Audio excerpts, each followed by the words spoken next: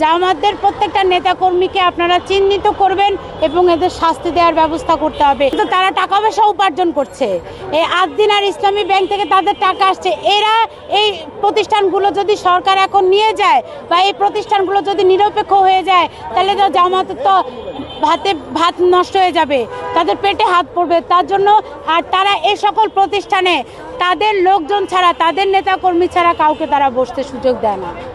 এই ইসলামী ব্যাংক এবং আদ্দিন হাসপাতাল তাদের ঘাঁটি গাড়ার একটা বড় স্থান।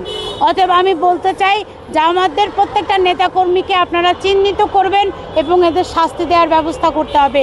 যারা 1971 সালে আমাদের দেশের বিরোধিতা করেছিল, তারা স্বাধীনতার 55 বছরেও আমাদের দেশের বিরোধিতা করছে, আমাদের স্বাধীনতা বিরোধিতা করছে।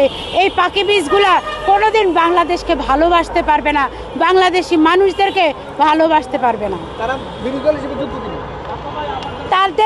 তারা তো সংগঠন হিসেবেই যোগ্য না। তারা যে ইসলাম শব্দ লাগিয়ে তারা ইসলামী প্রপাগান্ডা ছড়ায়, কিন্তু তারা মূলত ইসলাম বিদ্বেষী। তারা নিজেরাই ইসলামের বিরোধিতা করে। এরা মুনাফিকের দল। বিরোধী দল হওয়ার কোনো যোগ্যতাই তাদের নাই। বিরোধী দল হওয়ার যোগ্যতা কি? তারা সংসদে গিয়ে আপনার কথা বলে, আমার কথা বলে, আমাদের কোনো কথা বলে না। তারা নিজেদের কথা বলে, তারা নিজেদের ক্ষমতায় যাওয়ার খায়েশের কথা বলে।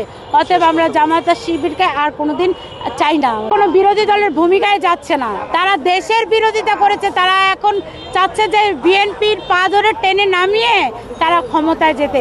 জামাতের টার্গেটই এটা, বিএনপির পা ধরে নামিয়ে ক্ষমতায় যাবে এবং বাংলাদেশের ক্ষমতার মসনদে বসে তারা বাংলাদেশটাকে বিক্রি করে খাবে, লুটে পুটে খাবে। বাংলাদেশটাকে পাকিস্তান বানানোর একটা পায়তারা তারা করছে, কারণ তারা আমার এই স্বাধীন সোনার বাংলাদেশের জিন্নার জন্মদিন পালন করে। তাদের নেতাকর্মীরা পাকিস্তানে গিয়ে বলে পাকিস্তানে নাকি শান্তি বেশি। তারা আমার স্বাধীন বাংলাদেশে পূর্ব পাকিস্তান দিবস পালন করে।